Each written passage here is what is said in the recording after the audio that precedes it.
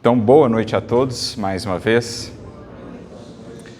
Que Jesus nos abençoe, que Ele nos inspire nesta noite de reflexões, que o nosso coração, desde já, possa sintonizar com o dele, a nossa mente conectar-se com a mente divina de Jesus, a fim de que nós consigamos recolher todos os recursos que nesta noite nos serão aqui expressos, entregues pela espiritualidade superior, que a gente demonstre em nossa postura íntima essa sede, esse anseio de aprender com Jesus o caminho da redenção. Antes de iniciar a nossa reflexão propriamente, nós gostaríamos de agradecer pelo convite que nos foi feito, na pessoa do Mateus, também do Sérgio, agradecer pelo carinho que fomos acolhidos nesse dia aqui de festa espiritual. Que alegria podemos ver tantos corações aqui reunidos em torno do Evangelho, em torno do Consolador, para que possamos participar desse ágape espiritual, onde todos haveremos de nos nutrir e de celebrar um trabalho de 116 anos, que já pôde congregar, que já pôde vincular a si tantos e tantos corações, neste plano, os que ainda aqui estamos, como também os que já retornaram ao mundo espiritual e que certamente também seguem envolvidos com a causa, com a proposta. Que alegria podermos ver aqui os registros, lá década de 40 e antes, já a casa pujante de movimento, a evangelização, a juventude. Isso nos felicita profundamente o coração.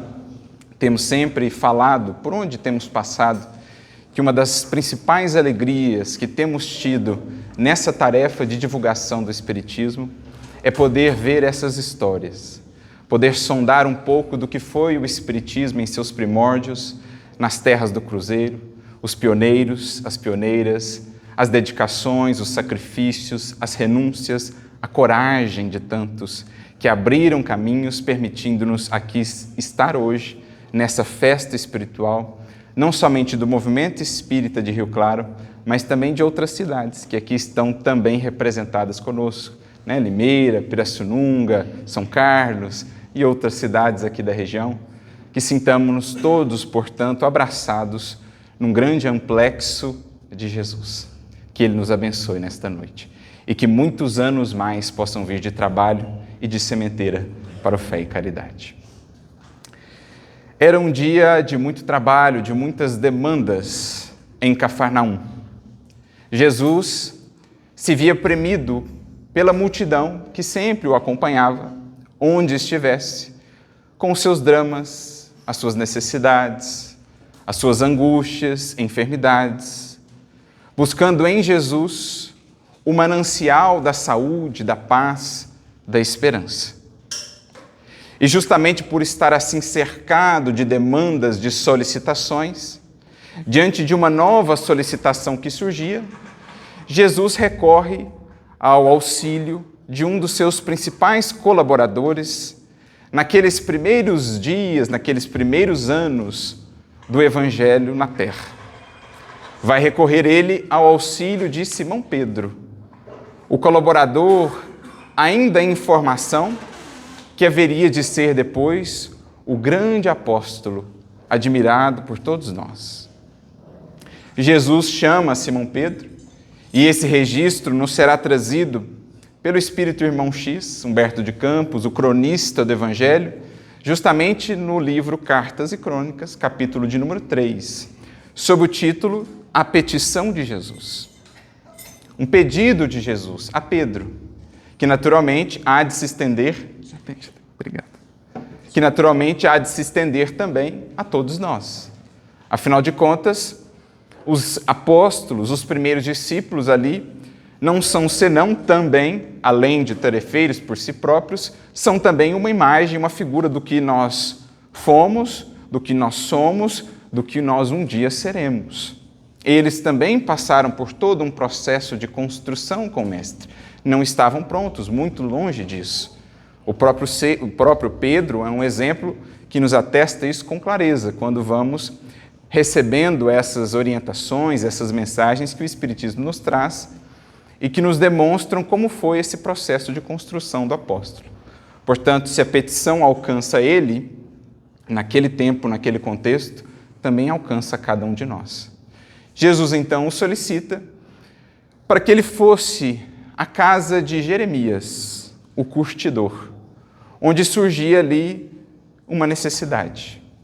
Sua filha, Sara, estava acamada, prostrada na cama, e era preciso que alguém ali pudesse estar, fazendo com ela, junto à família, uma oração, sendo um intermediário do amor divino junto àqueles corações. Pedro prestamente atende ao convite ou ao chamado de Jesus e se dirige à casa de Jeremias, o curtidor. Em chegando lá, já se depara com a primeira surpresa. Logo encontra Jeremias, o próprio patriarca daquela casa, o anfitrião, no paiol da residência, ali com uma garrafa de vinho, alcoolizado, junto a uma das servas da residência, em uma postura não muito digna, não muito feliz. Justamente por estar nesse estado de embriaguez, é ele muito áspero, muito rude, mal consegue responder à indagação de Pedro onde estava a sua filha, que precisava de auxílio. Ele indica então que seguisse, que buscasse o filho mais velho, que o filho mais velho haveria então de orientá-lo sobre como encontrar a filha Sara, a irmã mais nova daquele filho. Simão, portanto, segue, vencendo essa primeira dificuldade, em busca do filho mais velho.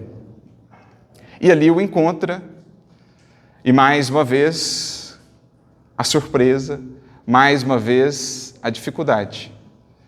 O filho estava ali envolto em jogos de azar, onde naturalmente se notava um vício naquela prática, ele acabava por gastar ali, desperdiçar inúmeros recursos naquela atuação, naquela ação. E interrompido por Pedro, que solicitava alguma orientação, demonstra-se também irascível, irritado, como que expulsa Pedro, dizendo que ele procurasse informação mais adiante com a sua mãe. Pedro insiste mais uma vez, segue adiante e então encontra a matrona da casa. Estava ela gastada com uma pequena criança, inclusive agredindo-a, acusando-a de ter roubado alguns figos, quando a criança dizia que os figos haviam sido comidos por uma galinha, por um galo ali das redondezas. Agastada, irritada, a mulher lhe dá uma indicação de onde encontrar a filha. Mas Pedro, seguindo a indicação, viria a perceber que aquela indicação também estava equivocada, porque ele entra num cômodo onde encontra o irmão mais novo, mais velho que a filha, mais novo que o irmão anteriormente encontrado. E ele se depara com o irmão também numa postura não muito feliz. Foi pego como que no flagra, usurpando ali alguns bens, alguns recursos, e sentindo-se então naquela posição constrangedora, já partia para a agressão. Quando Simão Pedro então se explica, eu vim em missão de paz, eu vim auxiliar. E então a custo aquele jovem se contém e diz enfim a Simão Pedro onde ele poderia encontrar a jovem a ser auxiliada. Simão segue então em direção ao aposento, adentra, encontra a jovem que ali estava de fato na cama, prostrada, mas nem por isso demonstrava ela docilidade. Demonstrava ela receptividade àquele auxílio que lhe seria prestado. Diante do homem que se propunha ajudá-la, ela começa a lamentar-se, a reclamar, a ter uma postura ali não das mais acolhedoras. E então que Simão, diante de tudo aquilo que pôde encontrar naquela residência, acaba por fugir horrorizado, pensando que não seria justo, no seu entender, Não seria o mais adequado falar ali naquele antro de pecado, de desvio, de avareza, de perdição, falar ali do nome de Deus? Exaurido, talvez, tendo alcançado o seu máximo de paciência, ele resolve então ir embora, buscando novamente Jesus, para que pudesse trazer o seu relato do que foi a experiência que Jesus lhe havia solicitado. Ele então, já ao final do dia, ao entardecer do dia, chega onde Jesus estava. O mestre havia trabalhado o dia inteiro com a multidão. E então, quando Simão chega, explica-lhe o que foi a sua experiência ao longo daquele dia. Fala que não foi possível concluir a demanda. Não foi possível levar adiante aquilo que Jesus lhe havia pedido, porque a casa não passava de um antro de perdição, onde ali eram cultivadas a avareza, a sensualidade, os excessos de toda sorte. Não julgou ele, portanto, sensato, Pedro, falar ali de Deus. Seria, na sua visão, até macular o nome divino, trazê-lo para aquele ambiente. Jesus, no entanto, nada responde a Pedro. Apenas o olha com aquele olhar singular. Apenas observa o coração que trazia ali os seus relatos. Pedro, então, tentando fazer-se entendido, mestre, não entendes o que disse? Não ficou claro tudo o que eu descrevi sobre a casa? Como lá era impossível auxiliar? Como não seria justo, digno para com o nome divino, do qual temos sido aqui portadores, falar de Deus e do Evangelho naquele recinto? E então Jesus lhe responde com aquelas respostas, amigos, que geralmente nos marcam. As frases de Jesus, tanto as que estão no próprio Evangelho, como essas que o Espiritismo nos pôde depois trazer por meio da pena, do lápis de Francisco Cândido Xavier e de outros médiuns, expressando para nós o pensamento e as informações dos imortais. Nós vamos encontrando frases do Mestre que, a depender do momento, da circunstância em que vivemos, se a nossa mente e o nosso coração já estão um pouco mais abertos para a devida compreensão, frases que se gravam em nós, que nos marcam de tal maneira a expressarem paradigmas novos no nosso entendimento da vida, das pessoas, dos nossos deveres para com o Evangelho. Jesus responde apenas assim para Pedro: Pedro, eu conhecia desde há muito Jeremias, sua esposa e todos os seus filhos. Quando, no entanto, pedi que me representasse junto a eles, pedi apenas que auxiliasses. Em outras palavras, todo esse relato, Pedro, que você me traz, das imperfeições de Jeremias, das imperfeições do seu filho mais velho, Zoar, da sua esposa, do filho mais novo, Josué, mesmo da filha mais nova, a que era para ser auxiliada, Sara, todas essas imperfeições tenho conhecido há muito. Poderíamos pensar à luz do Espiritismo, não desta existência apenas, há muito. A se perder no tempo, na noite dos séculos, tenho conhecido a trajetória de cada um desses corações. E se te pedi para que ali estivesses a me representar e a representar o Evangelho, certamente não seria, Pedro, para me trazer todo esse relato daquilo que já sei, mas para algo fazer no sentido de auxiliar.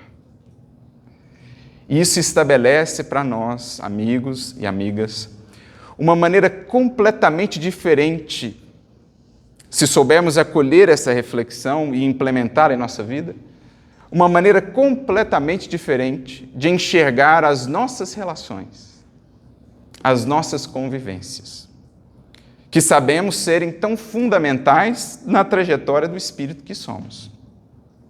Temos uma lei de sociedade dentre as leis morais, em que os espíritos, juntamente com Kardec, vão nos fazer ver quão importantes são as relações para o desenvolvimento do espírito. a ponto de deixar claro que não fossem elas, nenhum espírito progrediria. Emmanuel chega a dizer: ninguém progride sem alguém. Olha que interessante, ninguém progride sem alguém. E claro que os alguém com quem conviveremos vida fora não são alguém sorteados, aleatórios que surgem em nossas vidas ou nos cruzam os passos.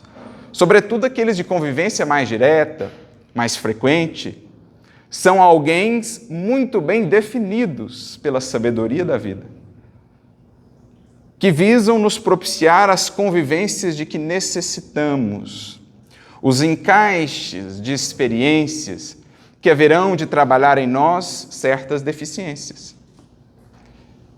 que ajudam a desenvolver em nós certas potencialidades. Por isso Kardec, no livro Céu e Inferno, nos dirá que a pedra de toque de todo vício, de toda virtude, é a vida social, ou a convivência. Porque é essa pedra de toque que nos faz ver dia a dia, nos lembrar dia a dia, o que em nós é ainda apenas a douradura do cobre, a casquinha que aparenta ser luminosa, que aparenta ser dourada, mas que ainda não é senão uma casquinha, e o que já vai se consolidando como um princípio de virtude. As convivências fazem isso conosco. Nos permitem nos conhecer. Nada melhor que o espelho do outro para vermos a nós mesmos. Nada melhor do que a presença do outro, em especial aquele de convivência frequente, para nos revelar perante nós mesmos, se o quisermos ver. E essa frase de Jesus, essa ponderação de Jesus, traz-nos uma outra visão sobre as nossas relações. Há algum tempo, ultimamente, tenho meditado muito sobre uma outra dessas considerações paradigmáticas de Jesus, que mudam assim por completo a nossa maneira de ver a vida. Em geral, por exemplo, quando se trata das dores, das dificuldades, dos testemunhos pelos quais passamos na vida, quando eles surgem, a gente pensa assim: puxa vida, que prova difícil, que testemunho, esse aqui está pesado, esse é complicado. Geralmente a gente medita nos termos da magnitude do problema, do quão desafiador ele é, do quão difícil vai ser para mim, do quanto ele vai me exigir, do quanto tempo vai demorar. Geralmente a gente vai pensando nesses termos. Mas, ultimamente, muito inspirado em Paulo, comecei a tentar fixar melhor no coração uma outra visão, que era a visão paulina dos problemas. Porque Paulo, quando chegava o problema, ele não pensava assim: puxa vida, esse é grande, esse é difícil. Ele pensava assim: puxa vida, Jesus me considerou digno de viver esse.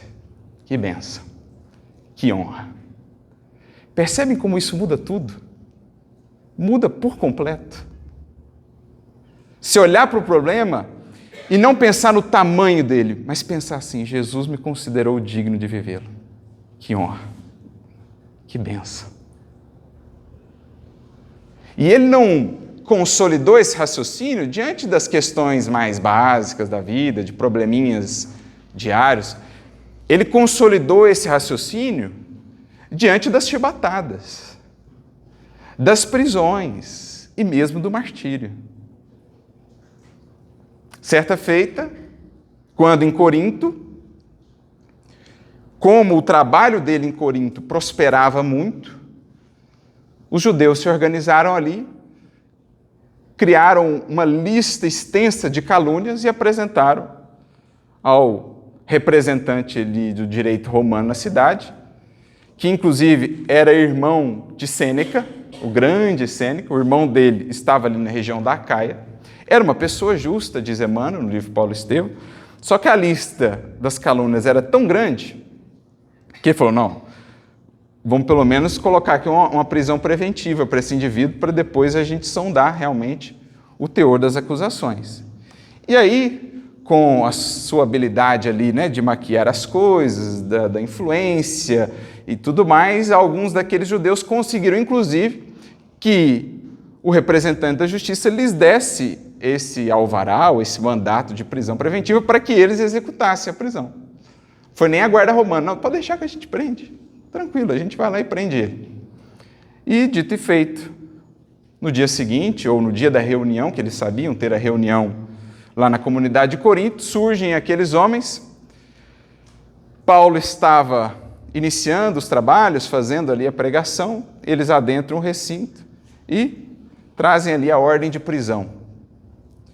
Os cristãos que ali estavam, muitos deles jovens ainda, alguns começando ainda na seara ou na caminhada do Evangelho, alguns querem se precipitar, ficam meio agitados, querem de alguma maneira revidar, porque sabiam ser uma prisão completamente injusta.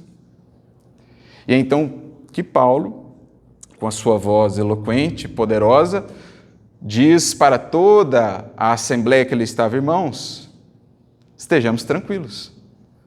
Como assim revidar? Isso não está em linha de conta para nós, servidores de Jesus. E acrescenta ainda a indagação que não pode se apagar das nossas consciências. Acaso quereis o Cristo sem testemunho? Na hora que ele fala isso e impressiona os que ali estavam, tanto os que o vinham prender como os cristãos, sobretudo os que ficaram mais agitados, né? Faz-se aquele silêncio e então, para não se deixarem tomar por aquela força moral, um deles, dos judeus que vinham prendê-lo, pega e lhe dá uma chibatada bem no rosto. Próxima à boca, como a dizer, insolente. Como assim? Né? E então, de novo, o agito. Alguns cristãos ali queriam, como assim? Isso não é possível, não podemos permitir. Mais uma vez, Paulo ergue a voz e diz, irmãos, estejamos tranquilos e jubilosos, porque o Senhor nos considerou dignos de testemunhar. E estende as mãos para ser preso. Então vejamos que ele consolidou essa perspectiva não diante de uma enfermidade, de um problema mais circunstancial que passamos pela vida. Ele estava diante de uma prisão injusta, sem saber quando poderia sair da prisão, se teria advogado ou mesmo um julgamento justo. E ainda assim, a sua perspectiva quanto à experiência era: Jesus nos considerou dignos. E se assim o é, bendigamos. Seja qual for a luta que está por vir, seja qual for a tempestade que está por desabar, bendigamos, porque o Senhor nos considerou preparados. Olha como isso muda, gente, a nossa perspectiva ante as lutas da vida. O mesmo podemos aplicar, ou de maneira muito similar, ao que estamos analisando aqui. A essa reflexão que Jesus trouxe a Pedro e a todos nós. Ante quaisquer convivências que nos cruzem os passos, ao invés de pensarmos nelas em termos de dificuldades, aquela convivência é insuportável, aquela pessoa não dá, aquilo não aguento mais. Podemos e até deveremos pensar nos seguintes termos: Jesus me considerou digno de ali estar, de passar por essa experiência. Jesus sabe quem é a pessoa, sabe quem sou eu, e assim nos colocou juntos, entendendo que dessa convivência algo de proveitoso há de surgir. Se, claro, pelo menos uma das partes estiver consciente quanto a isso, ou disposta a isso. Então, assim como a frase "o Senhor nos considerou dignos" grava para nós um novo paradigma, a frase que nos inspira hoje deriva desse encontro que foi aqui mencionado, Também de uma mensagem de nossa querida Meimei no livro O Espírito da Verdade, capítulo 65, em que ela vai desdobrar reflexões no mesmo espírito desse relato em torno de Pedro. Quando ela coloca o seguinte título para nós: Jesus sabe. Jesus sabe. Se essa frase, todo o alcance que ela tem, estiver muito bem registrada em nossos corações, em nossa memória, ante os desafios de convivência, nós veremos como gradualmente tudo vai mudando.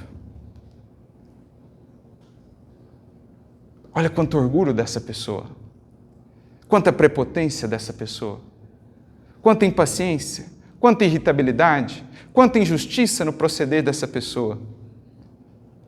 E aí, por mais que a gente vai elencando, os problemas, as imperfeições, a gente vai fazendo a lista, de repente a frase surge na mente: Jesus sabe. E aí você começa a se questionar: por que eu estou elencando então todas essas imperfeições? Para quem que eu quero mostrá-las? A quem eu quero levá-las? Se Jesus já sabe. Se Deus já sabe. E se eles já sabem, quem precisa saber, já está sabendo. Então eu passo a entender que essa não é mais uma questão minha. Se eu ali estou junto dela, se Jesus já sabe o que ela tem a ajustar, como sabe o que eu também tenho a ajustar, a questão não é mais agora elencar as imperfeições dela, para fazer um relatório para Jesus, como Pedro fez. A questão agora é: como é que eu posso auxiliar? Muda. Eu saio de uma postura ali de vitimização, de uma postura de inação no bem, e automaticamente, a partir dessa compreensão, moldo o meu sentir, o meu pensar no sentido ativo. Beleza, Jesus sabe, eu identifiquei aqui, e se identifiquei, é para melhor entender o caso? Porque essa questão não é não ver o mal. A indulgência, a misericórdia não é não ver a imperfeição do outro. É vê-la, mas não se deter nela. Quando a gente vai na mensagem do Evangelho segundo o Espiritismo, capítulo 10, sobre a indulgência do Espírito José, belíssima mensagem. E ele fala que a indulgência é aquela que, quando vê o mal do indivíduo, não fica a divulgar, não fica querendo destacar, guarda aquilo para si, a título de lição, ou de orientação para melhor agir, porque reconhecendo a imperfeição dela, eu consigo também saber melhor onde pisar, como dosar, o tato devido na atuação. Se alguém destaca a imperfeição, a indulgência busca apresentar um aspecto positivo, mas ela também é assim.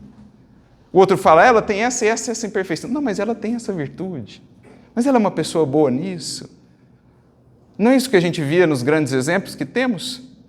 Chico Xavier, por exemplo, por vezes alguém chegava e falava: mas o fulano está fazendo isso, aquilo, outro. Ah, mas o fulano é um coração bom, é um bom pai. Ele sempre desviava o assunto, porque ele sabia que Jesus já sabe disso. Então ele, Chico, fulano, que possam saber dentro de si para melhor ajudar, mas daí a sair espalhando isso, não tem propósito, não tem porquê. Então a gente muda a orientação da nossa ação. A gente vê o problema, a imperfeição, a sombra, o traço de sombra que ainda há no outro, mas não nos detemos nisso. Passamos logo a procurar agora a luz. Ou as sementes que poderão ser regadas, porque todos os espíritos as terão. Luzes em potencial, sementes por adubar. E o coração sintonizado com Jesus busca estes.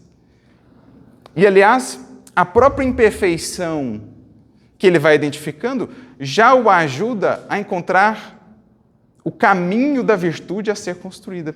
Porque isso foi uma coisa que sempre me chamou a atenção.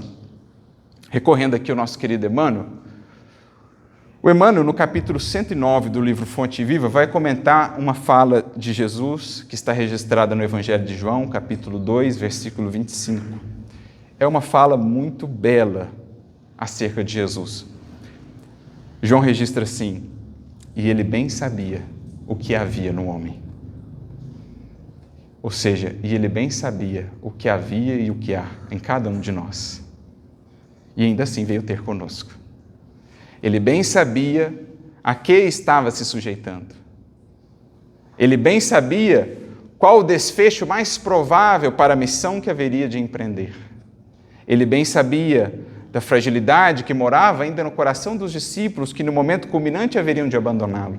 Ele bem sabia, ele bem sabe tudo que há em nós, mas nem por isso deixa de nos estender as mãos. Nem por isso deixou de abandonar por um tempo as esferas sublimadas onde vive, para caminhar pelas estradas poeirentas da Galileia, sujeito a um corpo, sujeito a todas as limitações da matéria, por puro amor, sabendo o que havia em cada um de nós. Ao comentar essa fala de João, Emmanuel, nessa mensagem do Fonte Viva 109, começa dizendo isso, que Jesus sabia de tudo o que há no mais íntimo das criaturas, mas não se deixou impressionar. Não se deixar impressionar, gente. Porque, às vezes, o mal que há em outros corações, o equívoco, ainda nos impressiona. No mundo de expiação e provas, às vezes, os relatos que vemos, no noticiário ou pessoas com as quais convivemos, às vezes ainda nos impressiona a dureza de coração, o egoísmo, o orgulho. Mas, em geral, essa impressão tem sido para com os outros. E o que a gente vai percebendo, a pergunta, na verdade, que vai nos alcançando é o seguinte: mas vem cá, a gente não se impressionou conosco ainda não? Porque não sei quanto a vocês, mas por vezes encontro algumas coisas em mim que me impressionam profundamente. Não no sentido positivo. Porque uma coisa talvez será o coração tão endurecido, mas que não ouviu falar de Cristo. Não foi tocado ainda pelas bênçãos do Espiritismo, do Consolador. Outra coisa é o que vejo em mim ainda, com a caminhada já de Evangelho e de Espiritismo que temos tido, as coisas que ainda moram aqui dentro. Isso é de impressionar. Então, quando a gente está excessivamente impressionado com as imperfeições dos outros, ou de um outro específico, muito cuidado, porque ainda não nos impressionamos devidamente com o que há em nós. Porque na medida que mergulha, vem. Na medida que você vai fundo, você encontra. E não é para ficar impressionado e falar, não tem jeito. Para se sentir esmagado, falar, não sou útil, não presto para nada. É justamente por isso que Jesus te chamou. Para que você veja isso. Ouça a palavra de esperança e misericórdia dele. E reerga-se. Reconstrua-se. Refaça-se. Para ser, nas mãos dele, útil. Porque se fôssemos esperar perfeição para iniciar, quando iniciaremos? Não fosse a mão dele estendida, quando estávamos lá nas sombras mais densas de nós mesmos, sabe-se lá o que já fizemos nessa trajetória, meus amigos. Mas não fosse a mão dele estendida, que teria sido de nós? Não fosse a oportunidade que ele nos deu de servir, embora toda a bagagem pesada e escura que trazemos do pretérito, que seria de nós? Então é muito interessante a maneira como Emmanuel inicia a mensagem. Jesus não se deixava impressionar. Nós também. Não podemos nos deixar impressionar excessivamente pelos dramas do mundo, pelas imperfeições humanas. Porque à medida que vamos conhecendo as nossas, vamos entendendo melhor a condição dos espíritos, que aos olhos do mundo são incorrigíveis, que aos olhos do mundo não tem mais jeito. Jesus nunca pensou assim. Como nós, os espíritas, pensaremos assim. Então, Emmanuel começa nesses termos. E aí ele vai elencando alguns exemplos. E aí voltamos àquilo que eu queria pontuar, né? Quando conhecemos a imperfeição do outro, de certo modo vamos tendo pistas de como auxiliar, ou de qual será depois a sua virtude. Ele fala assim: reconhecia o mestre que a avareza, que a usura morava com Zaqueu. No entanto, o traz para a benemerência.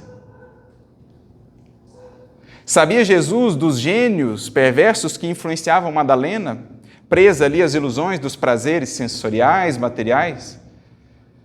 No entanto, ajuda a se renovar para o amor puro, para a renúncia sublime que vemos nesse exemplo, no dizer de Emmanuel, o maior exemplo de transformação da história do cristianismo. Vocês estão reparando alguma coisa? Zaqueu tinha problema com a avareza. Depois se tornou um grande benfeitor de recursos materiais. Madalena tinha um problema com os prazeres da matéria. Depois se tornou um dos maiores exemplos de renúncia a qualquer prazer e facilidade material. Paulo era um exemplo antes de fanatismo, de preconceito, cerrado ali apenas na visão do judaísmo. E por Jesus é convertido no apóstolo mais universal de todos. O que estava mais fechado ali na ideia mosaica, na força da primeira revelação, daquele povo, daquela cultura, de repente se torna o que mais abre os braços e o coração para a multiplicidade do cristianismo e do evangelho. Vocês estão percebendo que a virtude que cada um foi desenvolvendo é o extremo oposto do vício que eles tinham? Pedro, o mais intransigente dos apóstolos a princípio, o mais duro deles, Jesus faz dele o mais acolhedor, paternal dos apóstolos do Evangelho. Será que a gente está reparando alguma coisa aqui? O próprio vício da criatura é para nós um indicativo de onde estão os seus potenciais. Porque o vício, as paixões não são senão potenciais imensos, fora de intensidade, ou com direção e sentido desajustados. Uma vez trabalhados, serão depois as grandes forças realizadoras daquele espírito. Tomé tinha suas dúvidas. Não sabemos muito do que foi ou do que se deu com Tomé depois, mas podemos imaginar que depois se tornou um dos mais firmes, convictos de Jesus. Judas teve as suas questões, ali com os recursos do mundo, as ilusões do mundo, e naquela encarnação não pôde corrigir-se a tempo, mas relata-nos a história e a espiritualidade que depois, também por Jesus, pôde se dar em holocausto, mais adiante, nos séculos da Idade Média. Então veja a abordagem de Emmanuel, em falando das problemáticas, das imperfeições daqueles corações, ele destaca que Jesus, com este olhar amoroso, que não se detém ou não se impressiona na faixa de sombra, foi gradualmente, auxiliando sempre, convertendo cada um daqueles corações em um exemplo da virtude justamente oposta, demonstrando o poder transformador do Evangelho e daqueles que com ele trabalham, daqueles que se norteiam em sua ação educativa por meio do Evangelho de Jesus. Por isso, Emmanuel, como que concluindo nessa mensagem, dirá: Jesus sempre se preocupou, acima de tudo, em fornecer a cada criatura que com ele convivia uma visão mais ampla da vida e quinhoar cada espírito com recursos necessários para a sua renovação para o bem. Convidava-nos ele a acender a luz onde a sombra ainda se mostrava. E não mais que isso. Não tentar lutar contra a sombra improficuamente. Acender a luz. Diante de cada vida que está junto de nós, reconhecendo que Jesus já sabe qual é o problema e a imperfeição dela, o convite se torna, então, qual o jeito, qual o meio que tenho aqui de auxiliar. Que seja uma oração, que seja um silêncio, que fala muito, tantas vezes, que seja um olhar amoroso, que seja uma postura de paz, de paciência, alguma coisa, alguma semente, um pouquinho de fermento leveda a massa toda, dizia o mestre. Então é preciso pensar o que eu deixei em cada encontro de cada dia? Qual o legado? Qual a marca? Porque nos dizem os Espíritos, não permita que ninguém saia de tua convivência sem algo levar de bom, sem um traço a mais de luz, de esperança, de fé. Essa é a nossa proposta, é a nossa perspectiva, para que a nossa caridade seja mais integral. Porque nós vivemos ainda muito a meia caridade. É uma caridade que, assim, ela começa doce, mas ela azeda. A gente até faz algo de bom, mas não deixa de dar aquele comentário infeliz. Não deixa de destacar no finalzinho, assim, quase... No finalzinho fala assim, mas o fulano mesmo não tem jeito, né? Toda vez é a mesma coisa. Para que isso? Você já tinha ajudado. Não precisava do comentário final. Essa é a meia caridade. É a caridade que azedou no fim. Era a fonte que estava pura até então, de repente você jogou lá algo que maculou. Até então era só Cristo agindo, de repente entrou você. A nossa caridade é muito assim ainda. Seu Honório falava disso, né? O indivíduo está quase acertando ali na proposta, no finalzinho ele... Porque é hábito, é vício. A gente parece que não consegue deixar de dar aquela mexidinha na ferida, aquela apertadinha no espinho. É isso que a gente é convidado a ir alterando, a ir modificando com Jesus. Diante dos problemas propostos pela convivência, identificados quais são as imperfeições em jogo, pensar nos meios de agir positivamente com o Mestre, né? Há uma passagem que eu acho muito interessante, que de certo modo vem ao encontro dessa reflexão, aproveitando aí o próprio Pedro, que já foi aqui lembrado. Quando Paulo, à época ainda Saulo, volta do oásis de Dan, ele vai à cidade de Jerusalém buscar alguma orientação dos discípulos. E quando ele chega ali, né, ninguém sabia muito ao certo o que tinha acontecido com o prestigioso doutor da lei. Ele tinha sumido depois daqueles relatos sobre uma visão que ele teve nas portas de Damasco. Ninguém sabia onde ele estava. E haviam passado 3 anos já. Ele chega, e aí vem um dos auxiliares ali dos apóstolos na casa do caminho, abre a porta assim e fica branco, né, pálido, diante do doutor da lei, o famoso perseguidor dos cristãos. O que eu faço? E agora? E aí, Saulo pergunta, o Pedro está aí? Aí ele falou, não sei se eu falo que está, falo que não está, né? Não sei o que ele quer. Espera aí, só um minutinho, vou ver lá dentro como é que estão as coisas, né? E aí ele fala para Pedro. Pedro, mais por prudência do que por dureza de coração, fala assim, olha, eu tenho que zelar por todos que estão nesta casa, por todos os enfermos que estão aqui, por todos os aflitos, eu não sei qual a condição dele, então por prudência, peça a ele que retorne amanhã, que a gente vai buscar ele amanhã, porque essa noite eu vou convocar aqui uma reunião para a gente ver como agir. Eu não posso simplesmente abrir as portas e comprometer essas criaturas que aqui estão. E assim se deu. À noite ele convoca uma reunião e ali estavam presentes alguns dos apóstolos, dos primeiros auxiliares, né? Estava ali Tiago, Felipe, Pedro, João, Prócoro e outros, Barnabé. E nós temos uma reunião que foi muito importante na história do cristianismo, porque logo se formaram ali 2 partidos na reunião. De um lado, Pedro, Barnabé, principalmente, e alguns outros. Do outro lado, Tiago, Felipe. João também estava ali do lado de Pedro. Do outro lado, Tiago, Felipe e outros. E Pedro e Barnabé advogavam a causa da acolhida. Por outro lado, Tiago e Felipe, olha, acho que melhor não, né? Aí um dos auxiliares dessa outra perspectiva até menciona assim, quem sabe não temos aqui um caso de um lobo disfarçado de ovelha, que quer invadir o redil. Jesus nos alertou quanto a isso.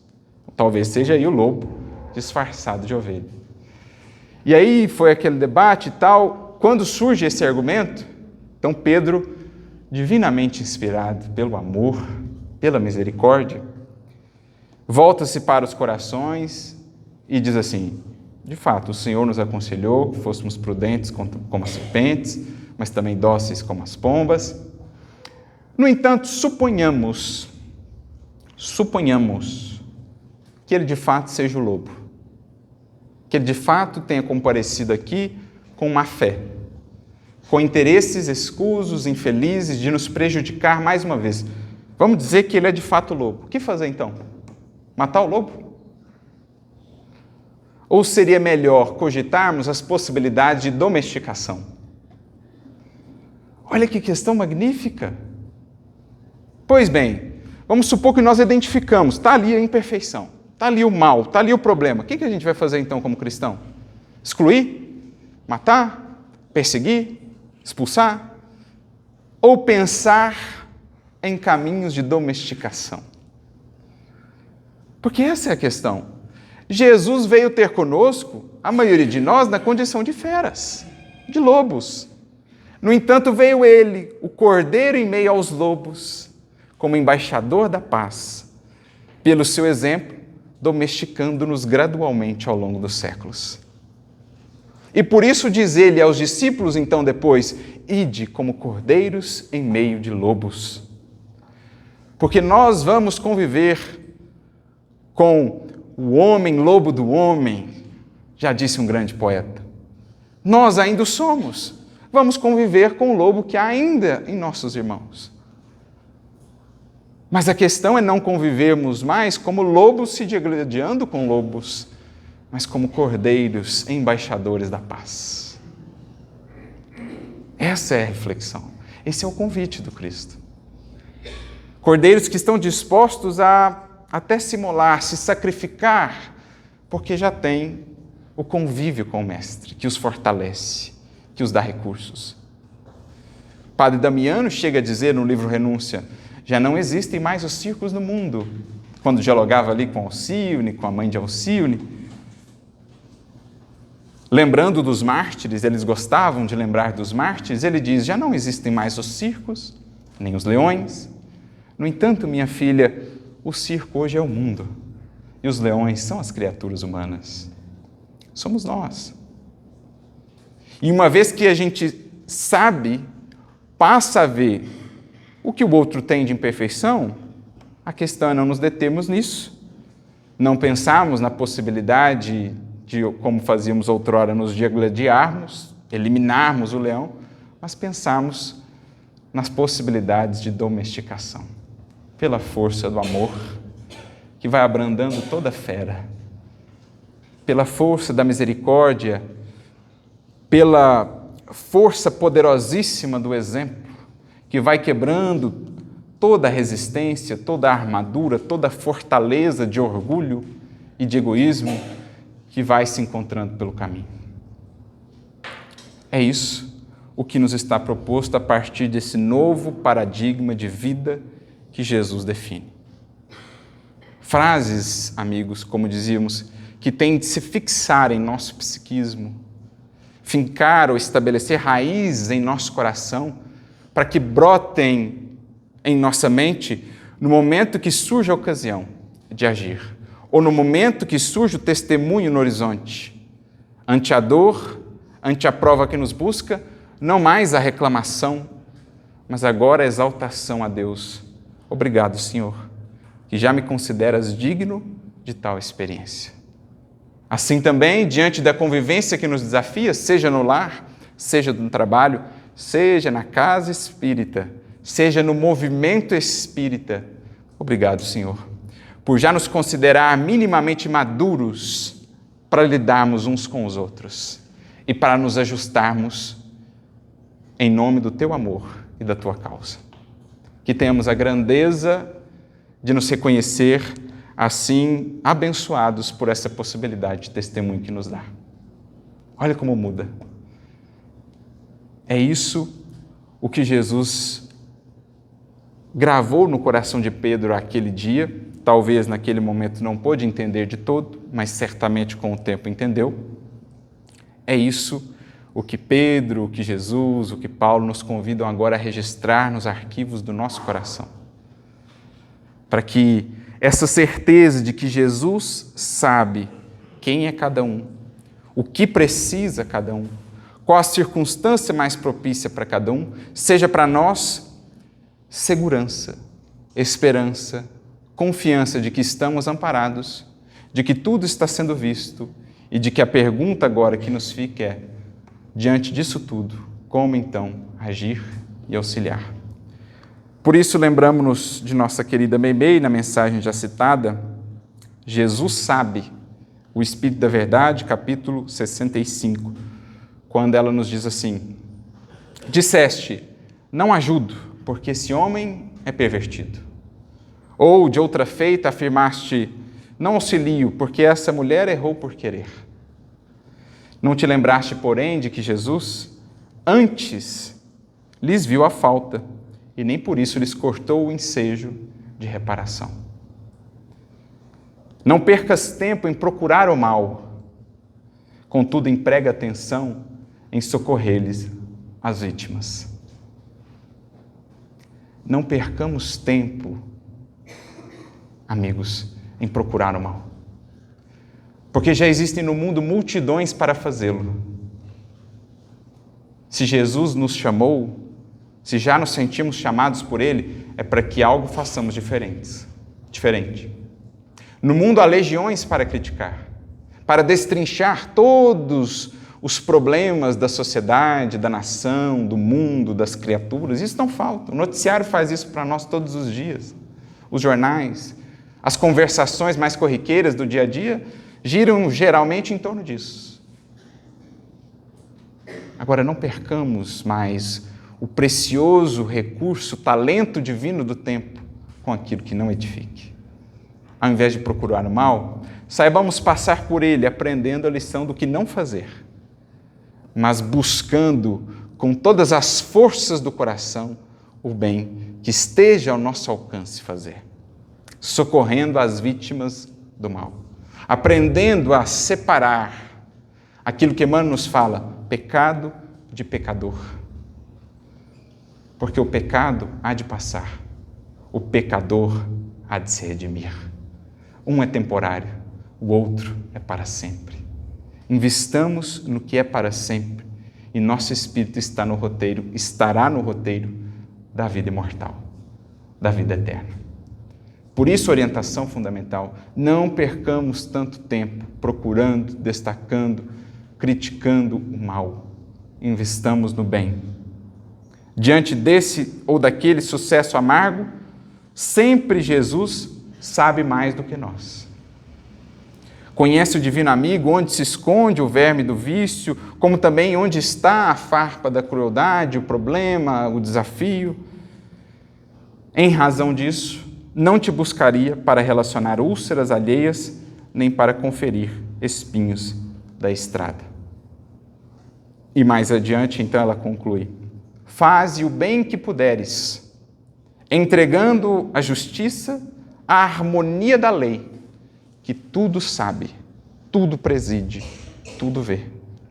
Entenderás, por fim, que Jesus nos chamou para fazer luzir a estrela da caridade, onde a vida padeça o insulto da escuridão. Sermos, diante de cada ocasião difícil de nossos passos, seja pelas provas, seja pelas convivências que nos desafiam, aqueles que apresentam ao mundo, à vida e às outras pessoas uma outra face, ainda não geralmente vista ou tão frequentemente vista no mundo. A face dos que amam, dos que perdoam, dos que confiam, dos que semeiam com Jesus, seja onde, como, quando for. A todos nós, muita luz, muita paz e que possamos sempre nos lembrar que Jesus sabe, nós já estamos a saber também, que possamos então agir com Ele para que Ele haja por meio de nós. A todos, muita paz.